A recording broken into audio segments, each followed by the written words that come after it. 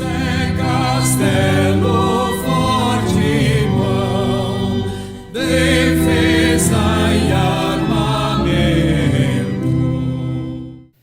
Bom dia, amigo, amiga, membro.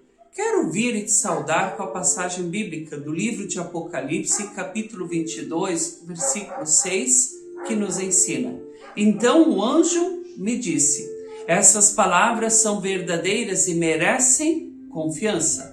O Senhor Deus, que dá o seu Espírito aos profetas, enviou o seu anjo para mostrar aos seus servos as coisas que precisam acontecer logo. Através desta palavra bíblica, temos também a visão de João, que por sua vez teve a oportunidade de vivenciar coisas da eternidade. Mas ele não guardou aquilo que ele viu, aquilo que ele ouviu. Ele registrou nesta carta para animar homens e mulheres que estavam sendo perseguidos por crerem e confiarem no nosso Senhor Jesus Cristo, por serem cristãos. Se observarmos através da passagem, ele nos lembra que Deus sempre de novo fala com o seu povo. Ele lembrou que através do agir do Espírito Santo, Deus chamou a atenção dos profetas, que anunciavam a vontade e o querer do seu Senhor para o povo. Depois enviou anjos para preparar as pessoas para a vinda do seu amado e querido Filho, o nosso Senhor Jesus Cristo. E ainda hoje nós temos os sinais de Deus em nosso meio, nós temos a sua palavra, a Bíblia, que ainda nos instrui, que ainda nos fortalece, que ainda nos ampara, que nos mostra o que é certo e o que é errado. Como nos ensina João, as palavras de Deus são verdadeiras e merecem confiança. Dentro da nossa realidade, ainda hoje em tempos modernos, precisamos estar atentos aos sinais que Deus quer nos dar, quando Ele chama a nossa atenção, para que possamos ter uma vivência com Ele. Mas muitas vezes fechamos os nossos olhos, fechamos os nossos ouvidos e o nosso coração, e não deixamos que a sua mensagem, o seu poder entre sobre nós. Perdemos tempo com coisas fúteis que não trazem um bem-estar para a nossa vida. Observando essa questão de às vezes não estar atentos aos sinais de Deus e por isso colhermos frutos amargos, quero trazer uma pequena história. Havia uma mãe que tinha sua filha. Ambas viviam muito bem juntas, unidas. Esta menina, com seus 5 anos, que era muito inteligente, já sabia ler, tinha um animal de estimação, um hamster. Ele, por sua vez, foi perdendo a visão. A mãe levou o hamster para o veterinário e decidiu sacrificá-lo.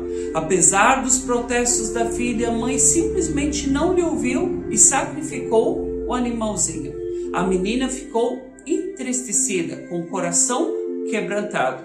E do dia para a noite ela mudou a sua postura, ela mudou a sua forma de viver. Ela estava muito chorosa, rancorosa, desanimada. E a mãe sempre imaginava isso tudo por causa desse hamster e ficava ainda mais chateada com a própria filha.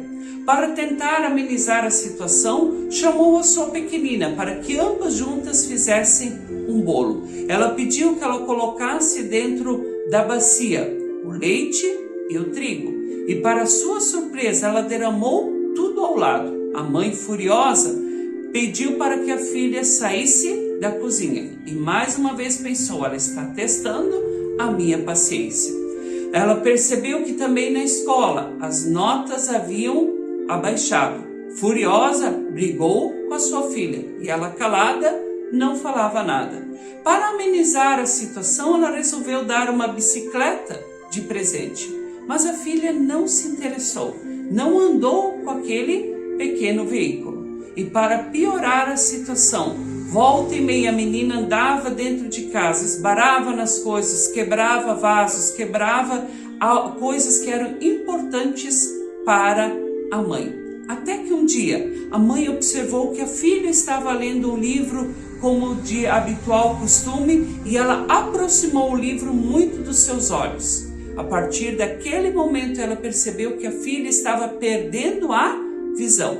Sentou com ela, conversou francamente, e a filha, cheia de choro, cheia de lamentos, disse: mamãe, eu não falei nada para você que eu estava perdendo a visão, pois eu tinha medo que assim como você sacrificou o hamster, que você faria o mesmo comigo.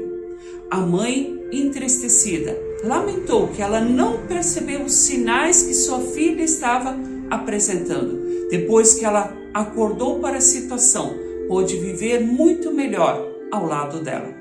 De igual forma é a nossa relação para com Deus.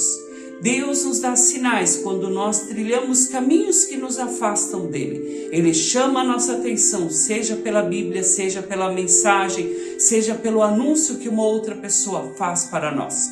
Só que nós precisamos aceitar, perceber que ele precisa ser o Senhor das nossas vidas, para a partir de então abrir os nossos olhos e perceber os seus sinais e viver uma nova vida. Que Deus nos abençoe e que todos nós possamos viver seguindo a sua palavra e o seu querer, hoje e sempre. Amém.